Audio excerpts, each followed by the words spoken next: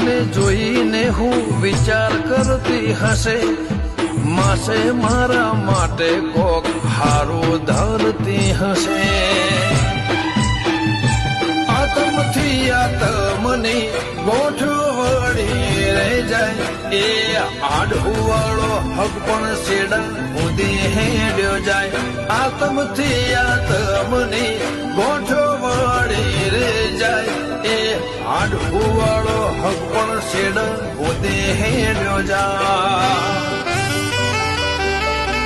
તારા હકમાં ધબકે એવા ધબકારા લખી દે, તારા ધર્મના તારા નોમના એ ગહારા લખી દે.